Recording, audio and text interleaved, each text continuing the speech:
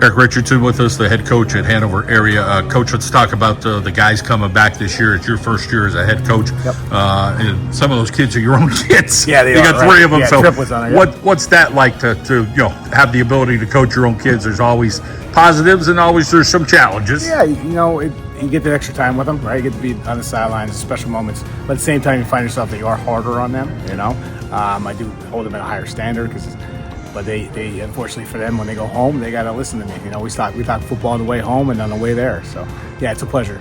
Let's talk about that balance in the home and what that's like. And sometimes you might hear, "Hey, I don't want to hear any more football. You guys go watch a TV show or something." That's the wife's job. So Yeah. she has to butt in sometimes during dinner, because dinner's usually after practice, and she has to tell us, like, hey, let's talk about something other than football. But it's really tough. They enjoy it as much as me. We're trying to have winning habits, and they understand what we're trying to do, so it carries on to the home life. Let's talk about talent-wise, each of your kids first. Are all of them different? All of them similar? Well, they all have different skill sets. So they play three different positions on both sides of the ball. Logan is a quarterback, so he doesn't really play defense, but the other two do. They have different sizes, the speed level, their agility. They're all a little different. How about as far as guys up front this year? Do you have some guys with experience? You're replacing a bunch of guys for Hanover area up front? Yeah, so we're fortunate. Last year, we're still a very young team, but last year we were super young. We started 7 kids last year.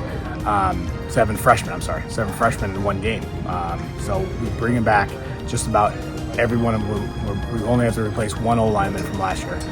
We have 9 starters on defense coming back and 8 starters on offense. You guys went through some challenges with the facility and so forth and so on. It is what it is. Yeah. And you got to move on from that. Let's talk a little bit about hopefully getting back home and playing some Hanover area Hawkeye football. Yeah, so we can't wait to get home. I mean, it's one of the oldest stadiums in the country, the oldest active stadium. So it's a gem of the area. When you're there, you play the Hawkeyes, you're in a fully closed stadium. We're working on it now. We're going to be ready to go August 22nd. We're going to have that home game. We're coming home. We're coming home. The community's rallying behind us.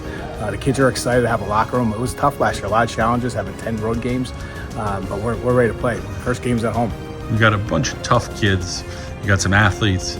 You got a kid like a Dylan Eisenbach who, could show up and be physical and have the right mentality. Talk a little bit about what it's like coaching a kid like him. Yeah, so we talk about having winning habits and losing habits, right? So, you're not a winner because you win, you're not a loser because you lose. You're a winner because you have winning habits, you're a loser because you have loser habits. He has winning habits. He understands that you have to work off season, you have to work when you're not. I only have you for 2-3 hours a day, a couple hours a week. You got to do a lot on your own. If you want to be the best, you got to be the best all the time.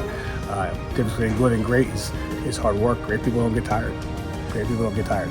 Great players don't get tired. He doesn't get tired. He understands he has to work more and more. He's a guy we're going to rely on a lot. We're going to lean on him. His route running's good. He's got great hands. He's a leader on and off the field. All right, Coach, have a good season. Thank you.